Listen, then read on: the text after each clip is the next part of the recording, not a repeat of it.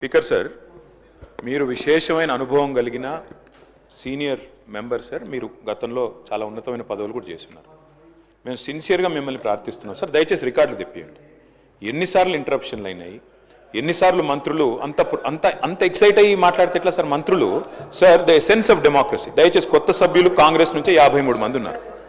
The essence of democracy, the beauty of discussion in assembly sir is discussion, debate, dissent. Sir, opposition అనేది మాకు we will have our say, the government will have its way. That is the essence of democracy. దయచేసి నేను వారిని మిమ్మల్ని కూడా కోరేది sir, మంత్రులకి సంయమనం ఉండాలి, రిస్ట్రెయింట్ ఉండాల్సింది ట్రెజరీ బెంచెస్కి. అపోజిషన్ సహజంగానే మేము ప్రభుత్వం చేయని పనులు, ఇస్తానని చెప్పిన మాటలు, హామీలు మేము దయచేసి ప్రకాష్ రెడ్డి గారు, స్పీకర్ గారు ఒకటే రిక్వెస్ట్, మంత్రులకి మీరు దయచేసి చెప్పండి. ఇప్పుడు మేము కూడా ప్రొవోక్ చేయాలనుకుంటే మేము కూడా మాట్లాడచ్చు సార్.